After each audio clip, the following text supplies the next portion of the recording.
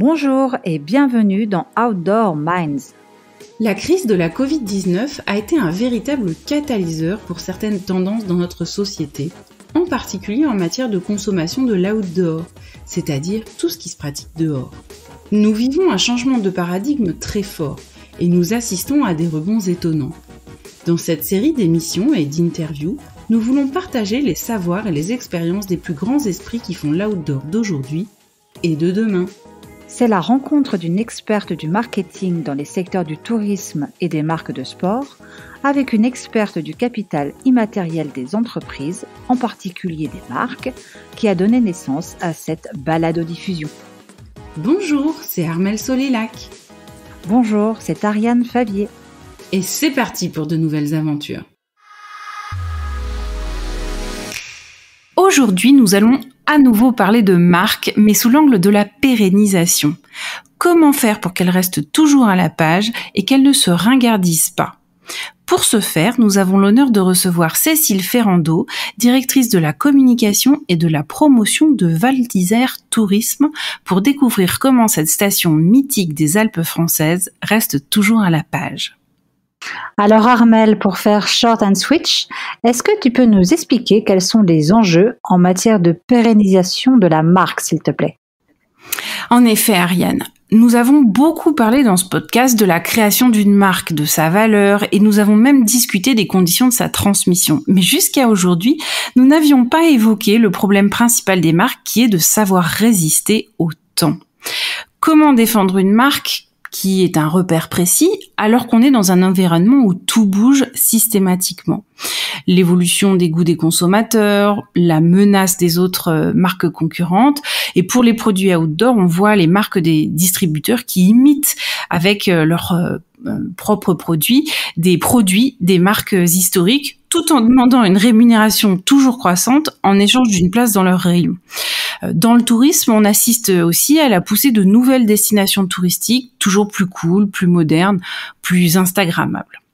Alors, comment assurer la pérennité de la marque, respecter son ancrage historique, ne pas la dénaturer, tout en ne la coupant jamais des nouvelles générations de clients ? Eh bien, on voit des groupes dans l'outdoor qui vendent plusieurs marques sur un même marché. Leur portefeuille de marques est souvent composé de marques récentes et d'autres plus anciennes, voire de vieilles marques. Alors, on les appelle plus élégamment les marques historiques ou les marques pionnières. Si en général c'est derrière, d'ailleurs, elles passionnent pas tellement les jeunes managers, mais elles représentent un chiffre d'affaires qui est souvent très important, avec des profits substantiels qui sont principalement liés à la fidélité des clients plus âgés qui ont aussi un pouvoir d'achat qui est plus important. On observe la même chose pour les sites touristiques où les destinations traditionnelles, qui sont des véritables valeurs refuges, continuent d'attirer des clients fidèles, même si elles ne sont plus aussi à la mode qu'à une certaine époque. Et je dis bien à la mode entre guillemets. Ce qui est intéressant, c'est de voir que dans des périodes de troubles, comme ça a été particulièrement le cas en ce moment et l'hiver dernier pour les stations de montagne en France, c'est justement grâce à cette clientèle de fidèles que certaines destinations pionnières ont pu particulièrement bien tirer leur épingle du jeu. Alors, pour acquérir son statut de repère ou de référence, les marques doivent faire preuve de constance dans le temps. Et c'est ça la clé du succès, c'est savoir rester intangible sur sa promesse initiale, quelles que soient les évolutions incessantes du marché. Toute la difficulté se situe donc dans la recherche d'un équilibre entre l'identité initiale de la marque et le changement, c'est-à-dire les adaptations qui sont nécessaires pour rester pertinent. C'est là que réside finalement le paradoxe de la marque au fur et à mesure du temps. Ainsi, de nouveaux entrants fixent de nouveaux standards sur ce que la fonctionnalité, les usages, la qualité et ou l'originalité veulent dire. De nouveaux styles de vie émergent que les acteurs principaux du marché ne voient pas toujours apparaître ou ne prennent pas forcément très au sérieux avant de se rendre compte qu'ils sont passés à côté de quelque chose. On a vu des marques comme Rossignol ou Salomon qui étaient des symboles de l'olympisme et de la compétition qui n'ont pas perçu immédiatement que les tribus de jeunes snowboarders suivis de très près par les skieurs freestyle et freeride préfiguraient une révolution dans le monde de la glisse en opposition aux valeurs traditionnelles qu'ils portaient depuis des décennies. Et puis finalement, ils se sont adaptés sans pour autant atteindre les niveaux de performance et surtout de coolitude de leurs concurrents. Je pense à Forum ou Nitro ou Burton dans le snowboard, mais aussi à Armada, Line, Faction ou encore Black Rose pour les skis de freestyle et de freeride. On constate la même chose au sein des destinations qui ont conduit avec plus ou moins de succès des adaptations pour finalement revenir sur leurs fondamentaux en les sublimant pour satisfaire encore mieux leur clientèle naturelle. Merci pour toutes ces informations, Armelle. Alors, comment pérenniser une marque? C'est ce que nous allons voir pour le cas d'une marque territoriale prestigieuse et intemporelle avec notre invité du jour. Bonjour Cécile Ferrando. Bonjour Ariane. Alors Cécile, est-ce que tu peux te présenter en quelques minutes, nous parler de ton parcours et de ce qu'est le quotidien de ton métier en tant que directrice communication et promotion à Val d'Isère Tourisme, s'il te plaît? Évidemment, et je vais aussi te dire bonjour Armelle, puisque tu es là avec nous également. Cécile Ferrando, moi je suis effectivement directrice communication et promotion à Val d'Isère Tourisme. Donc, directrice communication et promotion, ça englobe effectivement plusieurs services. Donc, vous l'aurez compris, la communication. Et dans ce service communication, eh bien, on retrouve plusieurs départements et plusieurs métiers. Cela va des attachés de presse jusqu'aux chargés de projets web, jusqu'au community manager, mais également tout ce qui est print et achat média. Donc, on a toute cette spécificité qui est dans la communication. L'autre volet, c'est la promotion. Dans la promotion, on a là toute la recherche de clients à l'international, mais aussi sur le sol national français. Et là, on va donc recruter de nouveaux clients via des rencontres sur des salons. C'est des salons physiques ou sur des salons avec la période Covid en vidéoconférence. Et on va rechercher des tours opérateurs et des agents de voyage et leur faire connaître notre marque Val d'Isère pour ceux qui ne la connaissent pas et leur réaffirmer en tout cas notre différence pour ceux qui la connaissent. Également, je suis en charge de tout ce qui est information. Donc là, c'est toute la partie accueil du client sur le site touristique. Donc, en ce qui me concerne, c'est tout ce qui est l'office de tourisme. Donc, j'ai vraiment ces trois spécificités dans le titre. Voilà. Et je porte, en tout cas, je fais ce métier au nom de Val d'Isère Tourisme. Alors, qu'est-ce que Val d'Isère Tourisme? Eh bien, c'est la société, c'est une société d'économie mixte qui, en fait, englobe l'office de tourisme, le centre aquasportif, le centre de congrès, l'ensemble des parcs des sports l'été sur lequel tous nos clients peuvent venir pratiquer des sports. On a également la gestion du village des enfants et puis aussi la patinoire. Donc c'est vraiment l'ensemble des infrastructures qui sont là pour accueillir les clients. Et donc on a vraiment la double casquette Val d'Isère Tourisme d'à la fois porter la marque Val d'Isère, de la faire rayonner à l'international, mais également on a toute la responsabilité de la gestion de l'accueil des clients sur notre territoire dans les lieux identifiés, mais pas que, puisque évidemment on est gestionnaire de ces établissements via des DSP, des délégations de services publics, mais on a aussi la lourde responsabilité de mobiliser l'ensemble des socioprofessionnels autour de notre destination et ce n'est pas une mince affaire parce qu'il faut vraiment motiver l'ensemble des parties prenantes, en tout cas privées, qui font Val d'Isère également. Hein. Val d'Isère, ce n'est pas qu'une marque, c'est avant tout un village, mais je pense qu'on va en parler tout au long de cet échange. Ouais, du coup, tu nous as pas dit comment tu avais fait pour obtenir ce job de rêve. Ah oui, pardon. Alors, comment est-ce que j'ai obtenu ce job de rêve? C'est vrai que ça peut faire rêver d'être directrice communication promotion dans une telle station de sport d'hiver. Donc, il faut savoir que déjà, moi, au départ, je suis née à Bourg-Saint-Maurice et j'ai grandi à Val d'Isère. Donc, je suis un peu la locale de l'étape, hein, parmi les personnes qui travaillent au sein d'offices de tourisme ou en tout cas dans des destinations touristiques. Et donc j'ai grandi ici, j'ai vraiment l'ADN pour le coup ancré en moi. Je suis partie ensuite habiter à l'étranger.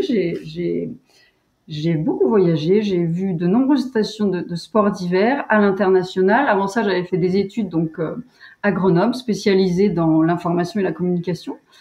Et donc, fort de tout ça, je suis revenue sur le territoire et tout d'abord, j'ai été chef de projet digital pour l'Office de tourisme de Val d'Isère à l'époque. Et donc, j'ai été recrutée pour mes compétences, en tout cas, dans tout ce monde du digital, parce que j'avais ensuite fait des formations par rapport à tout cela. En parallèle de ce métier, j'avais aussi des magasins, donc des magasins de sport, dont je ne citerai pas le nom puisque c'était des magasins privés, mais on était très freeride, freestyle, très dans l'air du temps. Et donc j'étais également commerçante à Val d'Isère. Donc j'ai bien ces deux casquettes et je pense que c'est quelque chose de très important dans mon métier de comprendre le quotidien des commerçants, des hôteliers, des faiseurs en fait, des gens qui sont en contact avec le client parce que souvent on peut, enfin dans des offices de tourisme ou dans d'autres organismes, penser que voilà on est un peu déconnecté du quotidien. Alors que moi avec cette casquette là, je pense que cela me donne une certaine expertise et une certaine compréhension de l'ensemble de l'écosystème des stations de ski. Donc je pense que ça a aidé aussi au fait que voilà que j'évolue et que je passe de chef de projet digital à directrice communication puis promotion. Voilà. Après, il faut savoir aussi que je ne m'endors pas sur mes lauriers. Hein. Je continue à me former et là, je sors d'une formation, par exemple, en prospective, innovation et développement durable. Je pense que c'est quelque chose de très important aussi d'évoluer, d'être agile, d'être à l'écoute des signaux faibles, à l'écoute de tout ce qui se passe dans le monde et de pas rester seulement enfermé dans le monde passionnant de la montagne, hein, bien sûr, mais je pense qu'il faut aussi aller voir ailleurs, se nourrir de tout ce qui se fait, parce que bien souvent, le monde de la montagne a l'impression que l'univers tourne autour de lui, alors que non, on tourne autour de l'univers et on n'est qu'un petit monde hein, par rapport au large monde. Donc, je pense que c'est toujours important de s'en extraire, d'aller voir ailleurs, de se nourrir d'autres choses et de rapporter tout ça au sein du monde de la montagne pour aussi le faire évoluer. Il y a beaucoup de changements qui s'opèrent actuellement, donc je pense que ça n'aura de cesse de nous nourrir et de nous aider à faire avancer Val d'Isère, puisque voilà, on travaille pour Val d'Isère. Mais justement, Cécile, est-ce que tu peux nous détailler quels sont les fondamentaux de la marque de territoire Val d'Isère? C'est quoi ses valeurs, sa promesse, ses promesses, son positionnement? Bien sûr, alors c'est vrai que c'est un travail essentiel et c'est même la base hein, de tout notre métier, c'est de bien comprendre ce que l'on est pour ensuite pouvoir aller l'expliquer, aller se présenter. J'aime bien comparer les marques à des personnes, par exemple. Je pense que bien souvent on peut dire ah une marque elle est sympathique ou oh là là qu'est-ce qu'elle est luxueuse cette marque. Et j'aime à penser que c'est comme des personnes. On peut dire ah cette marque elle est très sportive. Par exemple, Val d'Isère, nous sommes sportifs premium. Et donc j'aime cette comparaison à une personne. Notre style c'est on est très élégant, intemporel, smart, dynamique, sportif et international. Donc ça c'est ce que l'on est. Nos valeurs c'est la recherche de l'excellence, l'ouverture d'esprit, l'épanouissement, la performance. Je vais revenir sur notre ADN parce que c'est quand même ce qui est clé. Nous sommes un village de charme et ça c'est très important pour Val d'Isère. C'est pas le cas de nombreuses stations de sport d'hiver ou d'été. Et c'est aussi, je pense, qui fait vraiment notre différence d'être un village, en tout cas un village qui a une histoire, dans un environnement exceptionnel qui est préservé et qui est accessible. Et ça, ce sont vraiment nos fondamentaux.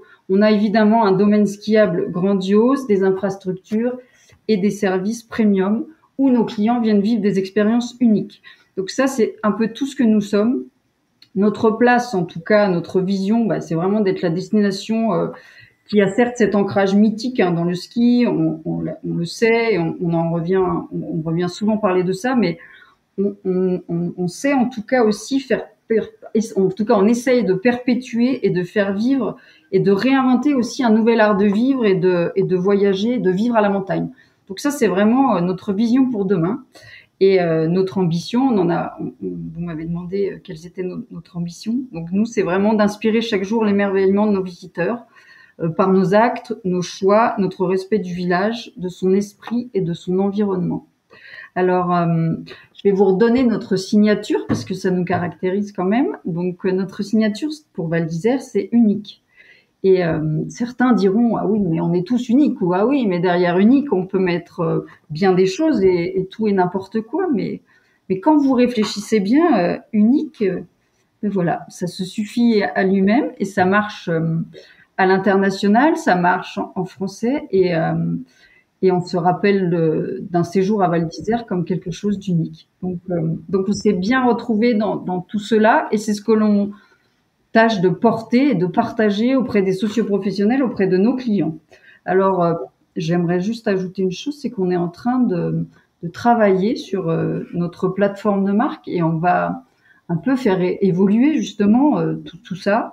Parce que là, je vous parle d'un socle sur lequel on est appuyé, qu'on avait travaillé depuis plusieurs années à présent. C'était en 2018 qu'on avait ressorti ce socle-là. Et là, au vu des évolutions et au vu de la période Covid qu'on a traversée, on a souhaité en fait remettre à plat tout ça, tout ce qu'on était, et peut-être réfléchir à comment voilà se réinventer, et comment s'inscrire de façon plus pertinente dans les changements sociétaux qui se sont opérés et qu'on constate tous les jours. Il y a de plus en plus une sensibilité à l'environnement, il y a une réelle nécessité de prendre compte de cela dans tous les domaines. Il y a aussi une volonté de nos clients de changer leur mode de consommation. Ils viennent plus à la montagne comme ils venaient auparavant, 1 ou 2 semaines en séjour. Donc il faut vraiment s'adapter. Là, c'est pour ça qu'on a opéré voilà ce choix de remettre à plat notre plateforme de marque, et on va très prochainement avoir beaucoup de nouvelles choses à communiquer. Donc j'ai hâte. Génial, on a hâte de voir ça. Alors, tout à l'heure, je disais qu'il y avait un enjeu majeur pour les marques qui veulent rester dans la course, à être toujours pertinentes, à continuer de faire rêver, d'inspirer et de créer de la désirabilité en dépit du temps qui passe. Comment vous faites à Val d'Isère pour résister au temps? Et je te pose d'autant plus cette question que la très grande particularité de ta position, c'est qu'en tant que directrice de la communication et de la promotion, tu n'as pas la main sur l'exécution des prestations de services qui, elles, sont en fait réalisées par les différents acteurs touristiques de la station. Alors, merci pour cette question, parce qu'effectivement, c'est un défi quotidien. On en a parlé tout à l'heure. Comment faire durer la marque Val d'Isère? Comment embarquer l'ensemble des parties prenantes, puisque on parle bien de ces parties prenantes quand on parle des privés. Comment arriver à sensibiliser tout le monde et à faire comprendre qu'il faut tout simplement, par exemple, utiliser le logo Val d'Isère, et que tout le monde utilise le même, parce que parfois il y a encore d'anciens logos qui sortent de chez certains imprimeurs ou d'ordinateurs perdus au fond d'un garage, et qui se retrouvent sur des sweatshirts ou autre chose dans la station. Donc très bonne question. Il faut savoir faire preuve de constance et d'équilibre. Tu l'as dit tout à l'heure, Armelle, et même quand ça bouge beaucoup tout autour de nous, il faut toujours qu'on reste bien ancré sur nos fondamentaux qu'on a évoqués tout à l'heure, tout en étant capable d'aller étudier un peu toutes les tendances, tout ce qui se fait. On en a parlé des signaux, les fameux signaux faibles, pour ensuite opérer une espèce de mixture, de potion magique qu'on doit ensuite aller porter à nos socioprofessionnels pour qu'ils comprennent l'intérêt de nous suivre et de nous faire confiance. Je pense que Val d'Isère Tourisme, on a beaucoup de chance, c'est que nos socioprofessionnels nous font confiance. Ça fait des années, lorsque l'Office de tourisme a été créé, ils ont tout de suite fait confiance à cet organisme pour porter la communication et la promotion. Et je pense que ça, c'est très important pour nous. C'est pas le cas de nombreuses destinations. Et du coup, quand on vous fait confiance, il ne faut pas décevoir. Donc, c'est vrai qu'on a une lourde responsabilité aux yeux de l'ensemble de nos socioprofessionnels, mais en même temps, ils sont conscients de notre expertise. Ils nous font confiance pour les choix stratégiques.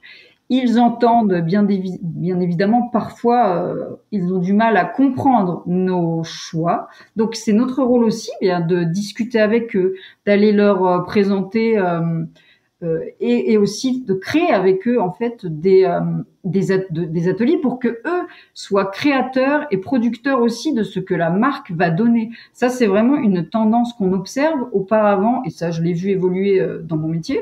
Auparavant, c'est vrai que nous étions un peu, les experts, on travaillait avec des agences de com, on faisait des choses non internes, et hop, on disait, bon, on va faire comme ça. Alors que maintenant, on se rend vraiment compte qu'il y a une nécessité, et il y a une vraie expertise aussi des sociopros, et il y a aussi de très bonnes idées de leur part.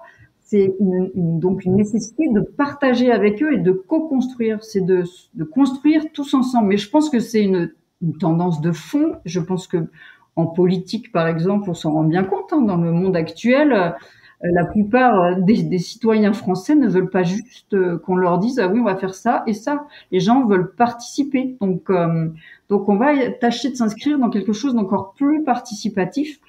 Pour preuve, on a créé des commissions dans lesquelles on prend des citoyens et pas toujours les mêmes, parce que bien souvent dans les offices du tourisme ou dans les sociétés d'économie mixte comme notre société, c'est un peu toujours les mêmes représentants. Alors par exemple les représentants des hôteliers, les représentants des commerçants, et c'est toujours un peu les mêmes personnes qui au final décident. Alors bien sûr, on a besoin de cet organe un peu de décision qui donne le là, mais il faut impérativement, je pense, avoir aussi le retour de l'ensemble des gens qui font la destination, et même des gens qui restent très discrets et qui pourtant sont plein de très belles idées et qui peuvent nous apporter. On disait tout à l'heure, cette marque, elle a besoin d'évoluer. Elle est comme une personne, pour en revenir à la comparaison que je faisais tout à l'heure. Une personne, elle évolue, elle grandit, elle se trompe, elle peut tomber, se relever, recommencer. Et du coup, je pense que les socioprofessionnels viennent eux aussi nourrir cette personne et la faire grandir. Et du coup, la marque Val d'Isère a cette chance-là, c'est d'avoir toujours su être à l'écoute, en tout cas des socioprofessionnels, et donc de travailler ensemble et de faire avancer la marque ensemble. Oui, c'est amusant que tu parles de personnalité de la marque, Cécile, parce que c'est une notion que l'on évoque souvent lorsqu'on regarde une entreprise par le prisme de l'immatériel. Et d'ailleurs, nous en avions parlé la semaine dernière lors de l'épisode précédent avec Jérôme Julia. Mais pour en revenir à la marque territoriale Val d'Isère, alors c'est vrai que celle-ci est très forte depuis plus d'un demi-siècle et sa légende ne cesse de se construire, y compris à travers une politique événementielle d'envergure. Parce qu'on peut entre autres citer les Jeux Olympiques, les Championnats du monde du ski, et ces événements ont sans nul doute aidé à mettre la destination sous les projecteurs, ainsi qu'à aménager le territoire pour déployer de nouveaux services. Et justement, Cécile, est-ce que tu peux nous expliquer comment vous faites vivre la marque Val d'Isère au quotidien, en particulier auprès du grand public ? Alors c'est vrai que là, on était resté très centré sur l'interne, pour être bien solide et pour pouvoir ensuite aller vers l'externe. Mais c'est parce que pour nous, c'est vraiment important d'être très cohérent par rapport à ça.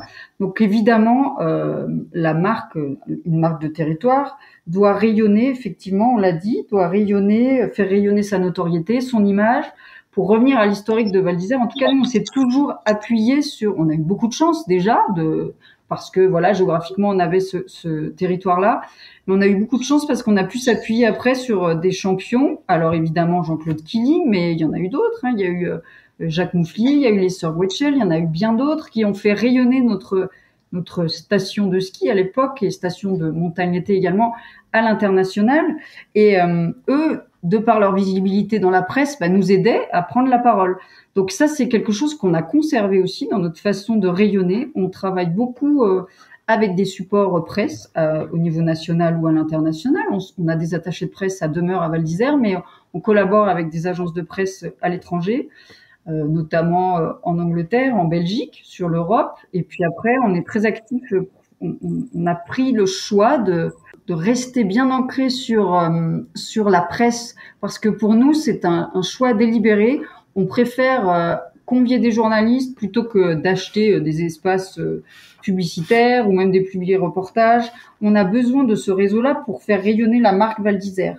Mais évidemment, on ne sert pas que de la presse pour faire rayonner Val d'Isère. Il y a eu le virage du digital aussi qu'on a su prendre à Val d'Isère. On s'est positionné tout de suite très rapidement sur ce créneau-là. Je suis bien placée pour le savoir puisque j'étais chef de projet digital à l'époque. Donc on a développé des sites, on avait toute une stratégie qui était ancrée dans Val d'Isère qui s'appelait Val Digital avec plusieurs plusieurs angles d'attaque dans ce plan d'action. On a développé une application mobile bien avant de nombreuses destinations. On avait le site internet, mais aussi une web radio. On avait aussi le positionnement sur les réseaux sociaux avec recrutement d'un community manager assez rapidement. On avait tout un panel d'actions et qu'on tend à conserver, hein, parce que c'était une vraie révolution, cette révolution du digital pour les marques et pour les territoires comme nous. Donc c'est une des deuxièmes façons de faire qu'on a et qui est très importante pour nous, c'est d'être présent sur le digital pour faire rayonner la marque et pour faire parler, hein. Les réseaux sociaux, on le sait, c'est une façon incontournable de mettre en avant la marque. Après, il faut faire attention à pas tomber dans le cliché de certains influenceurs ou de certaines marques, justement. Parfois, on a l'impression que tout le monde dit la même chose et fait la même chose, quoi. Je vais vous faire le cliché de quelqu'un avec son bonnet au sommet de la montagne, qui a une mug de chocolat chaud dans la main. Mais je pense qu'il faut justement pas s'enfermer dans des outils, mais toujours garder son caractère, le fameux caractère de la personne. Et même au travers de cet outil, hein, pour moi, le digital reste un outil, faire rayonner la marque, mais tout en gardant son caractère et son ADN. Je t'interromps un tout petit peu. Est-ce que tu savais qu'à Val d'Isère, vous étiez la première destination en Europe à avoir un podcast? Oui, et on a fait ce choix il y a plusieurs années. C'était pour intégrer dans notre application mobile. En fait, on trouvait que le son était quelque chose de très intéressant. La preuve, vous êtes aussi là. Et c'est vrai que la voix, c'est quelque chose de puissant, et les gens sont beaucoup en train d'écouter des podcasts quand ils sont au volant de leur voiture, ou quand ils sont dans le métro, quand ils sont même en train de courir ou de faire autre chose. Et je pense que c'est un très bon outil. Et nous, on s'est dit, voilà, Val d'Isère, on a beaucoup de choses à raconter. C'est vrai que on a une très belle histoire et plein d'anecdotes et plein de choses. Donc on a souhaité il y a plusieurs années faire ces podcasts en français et en anglais sur les sujets clés de Val d'Isère, son histoire sportive, son village, le col de l'Iseran, le parc national de la Vanoise, enfin, tout ce qu'ils font, enfin tous nos marqueurs. Et on s'est dit que la voix, c'était une bonne façon de les porter. C'était aussi se différencier. Donc bravo d'avoir écouté ces podcasts. Et c'est vrai qu'on les retrouve actuellement sur notre valdisère.com. Mais toujours pour continuer sur comment on fait rayonner notre marque, ou comment en tout cas on essaie de pas se ringardiser, c'est aussi en étant, je vous l'ai dit tout à l'heure, on a la gestion du centre de congrès, du centre aquasportif, et c'est vrai que ça nous aide aussi ça à avoir une vision différente. On fait venir des congressistes à Val d'Isère qui sont dans des métiers très différents, et eux aussi après portent notre destination, hein, et dans leur microcosme. Donc ça, c'est très très important. Et puis on en parlait aussi tout à l'heure. On a une grande chance, c'est qu'on a un vivier de clients fidèles et d'amoureux de Val d'Isère qui eux aussi sont de fervents porteurs de notre marque, hein, si ce n'est nos meilleurs ambassadeurs, puisque vous pouvez toujours faire des posts sur des réseaux sociaux, mais je crois qu'il y a de nombreuses études qui prouvent que vous partez dans une destination qu'un de vos proches vous a conseillé. Si quelqu'un rentre et vous dit ah oh là là, j'étais à Val d'Isère, c'était formidable, tu devrais aller dans tel endroit, et voilà. Et je pense que c'est ce qui se passe avec nos propriétaires, et ils sont nos fervents défenseurs, et ils portent notre marque. Et en plus, ils sont dans la transmission, ce qui est très intéressant, puisqu'on sait que nos clients sont vieillissants, en tout cas les clients de la montagne, et c'est un vrai défi pour nous aussi de rajeunir notre clientèle. Je dis pas pour autant qu'il faut oublier nos clients plus âgés, mais en tout cas, je pense qu'il faut se servir d'eux et non pas se dire oh là là, ils sont trop vieux, laissons-les de côté. Au contraire, je pense qu'ils sont sages entre guillemets. Et en tout cas, ils ont à cœur de transmettre un lieu qui leur est cher. Et ça, je pense que c'est une des choses les plus importantes pour un territoire, pour une destination comme Val d'Isère, parce qu'ils en parlent avec beaucoup d'amour et de respect, et ils donnent envie. Et je pense que on a un retour à des vraies valeurs. Et du coup, c'est très important pour nous d'avoir ce socle de clients fidèles. On l'a vu pendant la période de Covid, hein, ils étaient avec nous, ces clients fidèles. Ils sont venus pendant les vacances de Noël, pendant les vacances de février. Ils venaient nous féliciter parce qu'on avait mis en place des activités. Et c'est des gens qui sont toujours derrière nous et qui nous disent mais si on peut vous aider à porter Val d'Isère encore plus loin, n'hésitez pas. Donc voilà, je crois que j'ai fait le tour de comment on faisait rayonner. Il y a évidemment aussi ces clients fidèles, mais je voulais parler des autres clients qui viennent peut-être une seule fois. En général, les clients qui viennent une fois à Val d'Isère, ils reviennent. Hein. Mais il y a aussi des clients qui sont dans le monde. On reçoit à Val d'Isère aussi beaucoup de clients qui rayonnent dans des milieux un peu différents que celui du sport ou que celui de la montagne. Et c'est très intéressant parce que, comme je le disais tout à l'heure, des Jean-Claude Killy, ils ont su nous porter ailleurs dans des lieux où on parlait pas du tout de la montagne ou du ski. Et je pense que nous, c'est aussi la même chose. Ça nous aide, toutes ces personnes qui viennent peut-être pas skier tous les ans, mais qui parfois ont en tête, quand on leur parle de montagne, ils pensent Val d'Isère et ça, c'est essentiel pour nous. Cécile, quels sont les plus grands défis dans ton quotidien de directrice de la communication et de la promotion au sein donc de Val d'Isère Tourisme?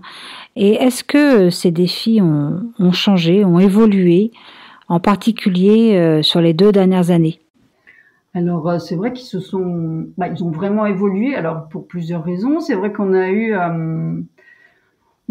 plusieurs changements, en tout cas côté Val d'Isère. On a eu des élections municipales qui sont venues en même temps que le Covid. Je ne sais pas si vous avez remarqué. C'était une période de grand bouleversement. Et donc nous, en fait, on est une société d'économie mixte. On est un organisme donc subventionné en partie par la mairie. Et du coup, on reçoit des fonds publics. Et auparavant, les élus n'étaient pas du tout décideurs dans en tout cas dans notre entreprise. Et puis avec la nouvelle municipalité, il y a eu une volonté de s'approprier ou de mettre la main, entre guillemets, sur le tourisme pour mieux comprendre, peut-être le diriger d'une façon différente, peut-être parce que une vision différente. Donc, c'est vrai qu'on a eu des changements, nous, au sein de Val d'Isère Tourisme, au sein des modes de commandement, en tout cas.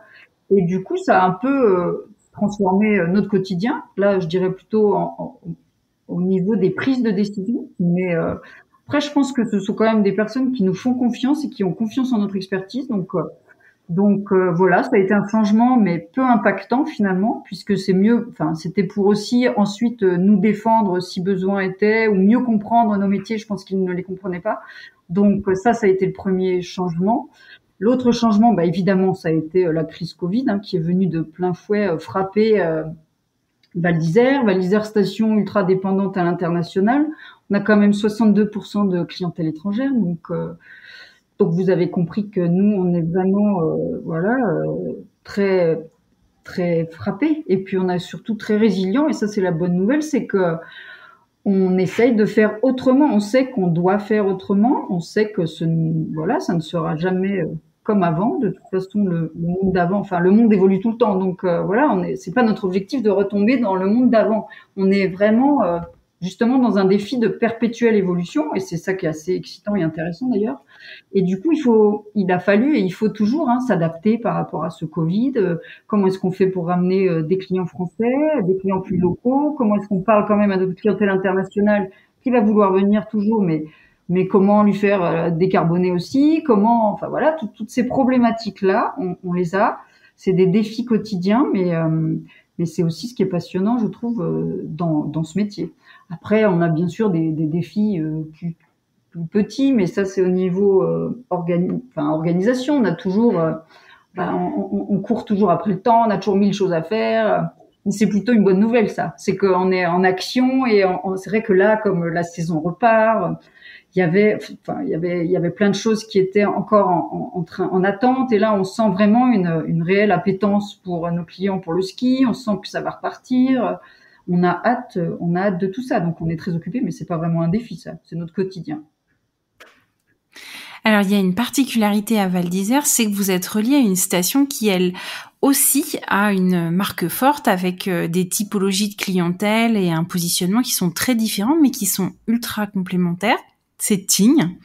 À cela s'ajoute le fait que pendant de très nombreuses années, votre domaine skiable partagé avait lui aussi une marque, et pas des moindres, puisque c'était Espace Skili, du nom du champion que tu as mentionné à plusieurs reprises. Cette marque a été abandonnée en 2013. Pourquoi est-ce que vous avez fait ce choix ? Alors, cette marque a été abandonnée en 2013 parce que dès 2013, il y a eu une volonté de collaborer entre nos deux destinations, Val d'Isère et Tignes. C'est vrai que c'était un peu je t'aime moi non plus, quoi. C'est les voisins, c'est oh là là, on est mieux que vous, non, oh, regardez ce qu'ils font à côté, c'est mieux, voilà. Ça avait toujours été un peu ça. Et dès 2013, il y a eu cette prise de conscience des maires à l'époque de se dire ah mais finalement il faudrait qu'on travaille ensemble. Donc c'était comme ça qu'a été décidé l'abandon de l'Espace Skili, parce que les maires ont souhaité en fait mettre en place un budget qui allait servir à la promotion, à la communication du territoire de ces deux villages. Et très vite est ressorti le fait que Espace Skili ne durerait pas dans le temps et qu'il serait plus pertinent de l'abandonner. Alors il y avait eu plusieurs propositions de noms pour changer. Puis finalement, on en est resté un peu une lettre morte. Alors c'était on va dire Tignes Val d'Isère, ou bien on va dire Val d'Isère Tignes. Et puis il n'y a pas eu d'abandon officiel en fait de cette marque, parce que c'est vrai que c'était quand même très très politique. L'histoire de Val d'Isère est liée à ce champion qu'on a évoqué plusieurs fois, et du coup c'était très très à vif quand on parlait de ce sujet en interne pour les décideurs qui allaient devoir abandonner cette marque, et je pense que c'est pour ça qu'on n'a jamais rien fait d'officiel, en tout cas jusqu'à 2021, pour abandonner officiellement la marque Espace Skili.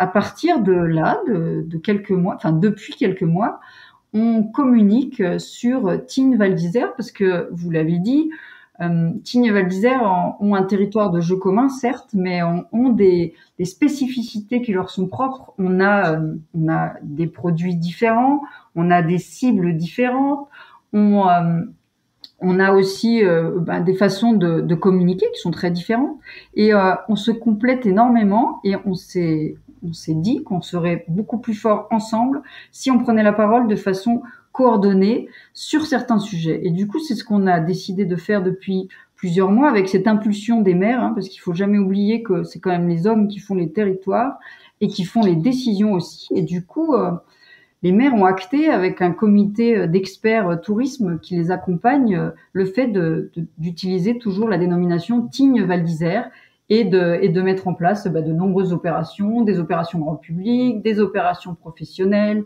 Là, on va faire une campagne de communication conjointe pour l'ouverture, dès qu'il y aura de la neige. On va faire une soirée pour nos clients parisiens. On va faire aussi des produits dérivés avec nos deux marques dessus, Tignes Val d'Isère. Imaginez ça, il y a 10 ans, ça aurait été impossible. Donc, c'est une très bonne nouvelle, parce que il y a une vraie impulsion, et il y a une vraie volonté qui s'inscrit là aussi dans quelque chose qui semble assez évident à présent, puisqu'il y a un rapprochement des territoires, des budgets. Donc c'est vrai que là, on s'inscrit dans quelque chose de nouveau, et c'est assez motivant, je dois le dire, de collaborer avec nos voisins, et tout en gardant chacun son identité. Et on ne prend pas toujours la parole ensemble, les deux destinations. On garde notre ADN, nos signes distinctifs, et nos marques sont bien différentes, mais viennent se compléter à merveille. Et voilà, on se dit qu'ensemble, c'est mieux. Donc voilà pourquoi nous avons fait ce choix. Merci beaucoup Cécile d'avoir été notre invitée pour cet épisode, et merci à vous tous d'avoir écouté Outdoor Minds. Nous aurons désormais le plaisir de nous retrouver le dimanche avec un nouvel invité prestigieux, pour le coup comme d'habitude. Pour nous soutenir, nous vous invitons à mettre 5 étoiles ou un commentaire sur votre plateforme de diffusion de podcast, et bien entendu, vous pouvez partager cet épisode avec vos proches sur les réseaux sociaux. Vous pouvez aussi vous abonner à cette balado-diffusion sur votre plateforme favorite. À très vite pour un nouvel épisode d'Outdoor Minds.